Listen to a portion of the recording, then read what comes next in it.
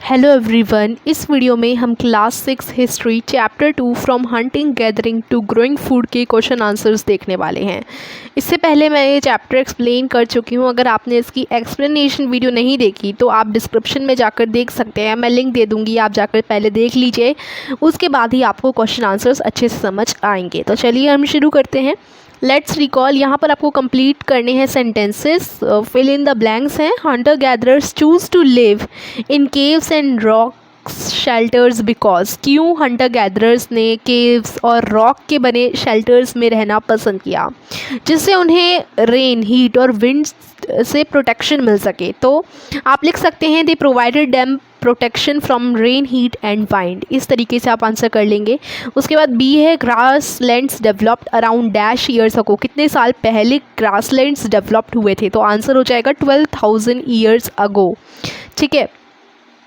And then next question number 2 में पूछा गया है why do people who grow crops have to stay in the same place for the long, यानी जो लोग क्रॉप्स उगाते हैं उन्हें एक जगह पर सेम प्लेस पर लंबे समय तक क्यों रहना पड़ता है। तो सॉल्यूशन आप लिखोगे when people grow crops they have to stay in the same place for a long time to take care of the plants by watering, weeding, driving away animals and birds and finally storing the grains and harvesting. जब people grow करते हैं crops को same place पर लंबे समय तक, तो उन्हें वहाँ इसलिए रहना पड़ता है, मतलब सेम प्लेस पर लंबे समय तक इसलिए रहना पड़ता है जिससे वो प्लांट्स का ध्यान रख सकें, वाटर कर सकें, वीडिंग कर सकें, एनिमल्स या बर्ड्स अगर प्लांट्स को नुकसान पहुंचाती हैं तो उन्हें दूर भगा सकें, और फाइनली ग्रेन्स को स्टोर करके हार्वेस्टिंग कर सकें। तो उनका बेसिकली ध्यान रखने के लिए पीपल जो क्रॉप्स ग्रो करते हैं जिस जगह पर, उस जगह पर उन लोगों को ज़्यादा समय तक रुकना पड़ता है।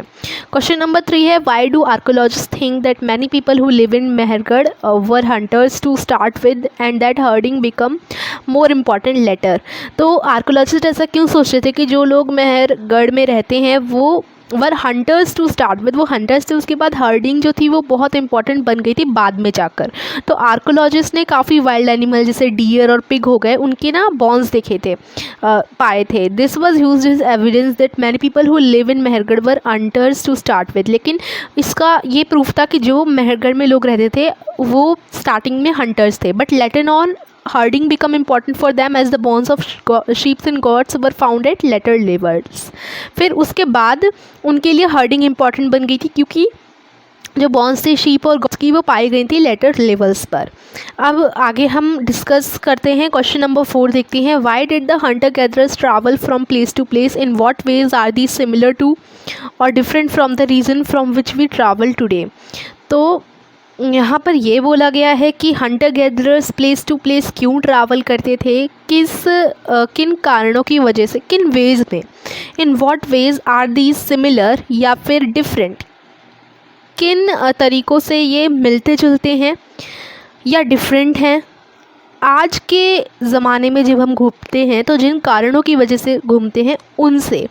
तो पहले हंटर गैदरर्स अलग कारण की वजह से उन्हें घूमना पड़ता था, लेकिन अभी तो हमारे पास अलग कारण है घूमने का। हंटर गैदरर्स क्यों घूमते थे इधर उधर, तो आप आंसर लिखोगे hunter gatherers travel from place to place due to the following reason. उन्हें इसलिए घूमना पड़ता था क्योंकि अगर वो एक जगह पर लंबे समय तक रहेंगे तो उनका सारा जो है प्लांट उस जगह के वो खा जाएंगे और एनिमल रिसोर्सेज भी उस जगह पर नहीं रहेंगी।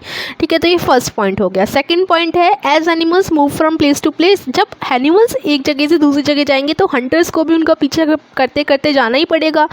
उसके बाद प्लांट और ट्रीज़ जो हैं उन पे फ्रूट्स डिफरेंट सीजन में डिफरेंट आते थे। जब सीज़न चेंज होता था फूड के लिए जो थे गैदरर्स वो दूसरे प्लेस पे जाते थे अलग टाइप के फ्रूट कलेक्ट करने, और उन्हें पानी जहाँ मिलता है रिवर लेक्स में, वहाँ पर भी अगर सूख गया या कुछ ऐसा हो गया तो दूसरी जगह जाना पड़ता था पानी की तलाश में। लेकिन आज हमारे पास घर है, आज हमारे पास सब कुछ अवेलेबल है, तो हमें आज का जो हमारा कारण है घूमने का वो ये है कि अपने स्कूल जाना, अपने वर्क प्लेसेस जाना, व्यापार करने जाना या बिजनेस पर्पज़ के लिए हम आजकल घूमते हैं। हमें फूड और वाटर की सर्च में नहीं घूमना पड़ता। Travel we have to travel to become capable of earning over our necessities. हमें अपनी ज़रूरतों को पूरा करने के लिए जब कमाना पड़ता है तो उसके लिए हम एक जगह से दूसरी जगह जाते हैं। जैसे हम स्कूल पढ़ने जाते हैं, फिर हम अपने काम करने जॉब वगैरह पे जाते हैं, ट्रेड पर जाते हैं, बिजनेस पर्पज़ से जाते हैं, या फिर जब हमें घूमने का मन किया तो बहुत सारे हिस्टोरिकल प्लेसेस, पार्क वगैरह हैं, उधर हम जाते हैं, है ना। हम we also travel to amuse and entertain ourselves. यही चीज़ अभी मैंने बोली कि खुद को एंटरटेन करने हम अलग अलग जगह पर जाते हैं जो कि हम घूमने के लिए ही बनाई गई हैं। ताजमहल वगैरह ऐसी जगह भी हम घूमने जाते हैं। तो आज का जो रीज़न है वो पहले जब लोग इधर से उधर जाया करते थे उस रीज़न से डिफरेंट है। अब क्वेश्चन 5 में आपको 3 वेज बताने हैं in which hunter gatherers use fire 3 ways जिसमें हंटर गैदरर्स फायर का यूज़ करते थे, ठीक है। Would you use fire for any of this purposes today? क्या आप फायर का यूज़ किसी भी इस पर्पज़ के लिए आज करते हैं जिस पर्पज़ के लिए पहले हंटर गैदरर्स किया करते थे? तो हंटर गैदरर्स खाना पकाने के लिए, वाइल्ड एनिमल्स को भगाने के लिए, और ख़ुद को गर्मियों में जो सर्दियाँ आती हैं, जब सर्दियाँ आती हैं तब खुद को गर्मी देने के लिए, इन कारणों के लिए यूज़ किया करते थे। तो आज हम लोग फूड के लिए यूज़ कर सकते हैं, करते ही हैं, मतलब फूड को पकाने के लिए तो हम फायर ही यूज़ करते हैं। और दूसरा, अभी भी हम ठंडियों में आग जलाते हैं खुद को गर्म करने के लिए। तो ये 2 रीज़न हैं।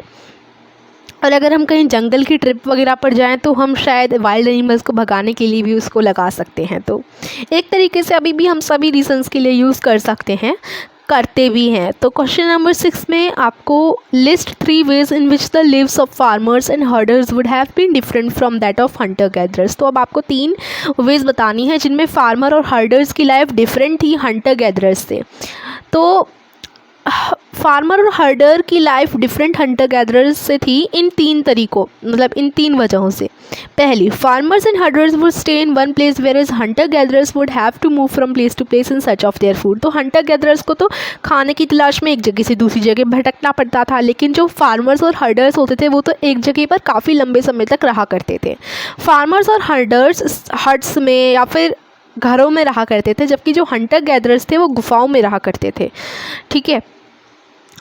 और एक लास्ट पॉइंट और है, farmers and herders use crops and domestic animals like sheep goat as their sources of food, whereas hunters dependent on wild animals for their food. तो फार्मर और हर्डर जो थे वो क्रॉप्स और domesticated animals जैसे sheep goat वगैरह हो गई, इनको अपने सोर्सेज ऑफ फूड के लिए रखा करते थे, जबकि जो हंटर थे वो डिपेंड थे वाइल्ड एनिमल पर कम्प्लीटली। वाइल्ड एनिमल का शिकार करके ही हंटर गैदरर्स अपना पेट भरा करते थे। तो ये डिफरेंस है फार्मर्स और हंटर गैदरर्स के बीच में। तो आपने ये 3 पॉइंट आप लिख सकते हैं, पहले के 2 ये 2 हो गए, और ये आखिरी का तीसरा जो अभी मैंने आपको दिखाया ये क्वेश्चन नंबर 6 का आंसर हो जाएगा। यहीं पर हमारे क्वेश्चन आंसर्स कंप्लीट होते हैं, यानी बुक वर्क ख़त्म होता है। सो आई होप आपको समझ आया होगा। तो अगर वीडियो पसंद आई हो तो वीडियो को लाइक करना मत भूलिएगा। चैनल पर नए हैं तो चैनल को जल्दी से कर दीजिए सब्सक्राइब। ऐसे ही वीडियोस हमारे चैनल पर आती रहती हैं तो कर दीजिएगा बेल आइकन को ऑन। जल्दी ही मिलते हैं आपसे अगली वीडियो में, तब तक के लिए take care and bye bye.